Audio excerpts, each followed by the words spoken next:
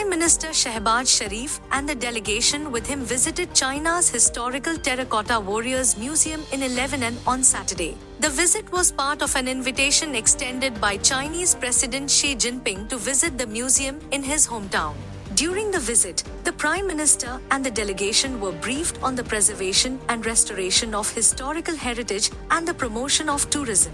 PM Shehbaz, who is on a 5-day official visit to China, visited various sections of the museum and commended the beauty of the ancient Chinese statues and the skill of Chinese artisans. Senate opposition leader Shibli Faraz has written to Senate Chairman Yousaf Raza Gilani, criticizing PPP Senator Palwasha Khan for chairing Friday's session while the deputy chairman was present. Mr. Faraz argues this undermines the deputy chairman's authority and violates parliamentary rules. A heated exchange occurred when Ms. Palwasha presided after Chairman Gilani left. PTI Senator Fawzia Arshad and Faraz objected, but Ms. Palwasha stated she began chairing before Deputy Chairman Saidal Khan Nasir arrived. Mr. Faraz emphasized the importance of respecting parliamentary procedures but did not recommend any specific action.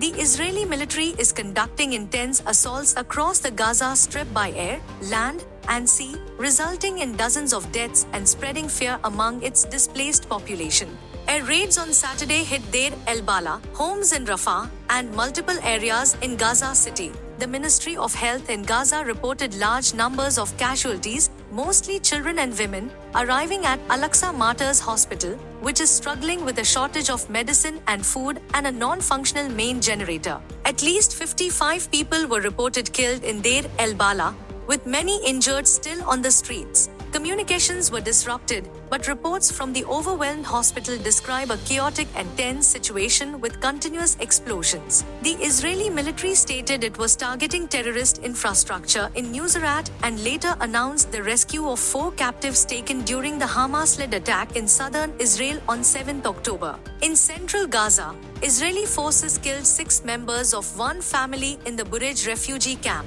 Southern areas of Gaza City also faced heavy bombardment, with entire residential blocks reportedly destroyed. The intensified campaign follows an attack on Thursday that killed about 40 people sheltering at a UNRWA school in Nuseirat, where the military claimed to have killed 17 terrorists. The UN condemned the attack, and Hamas disputed the Israeli military's information.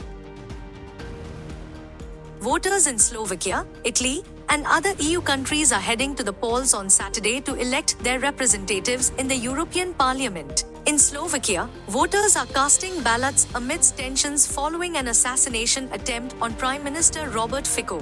The main contenders are Fico's Smer party and the opposition Progressive Slovakia. Fico, in a pre-recorded statement, linked the attack to his opposition to mainstream EU policies, including support for Ukraine and sanctions on Russia. In Italy, voting spans 2 days to fill 76 European parliamentary seats.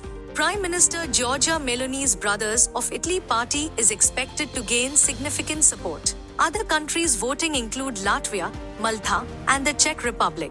Final results for the 720-seat European Parliament will be announced Sunday night after all countries have voted. The largest voting day will be Sunday, with citizens in 20 EU countries, including Germany, France, and Poland, going to the polls.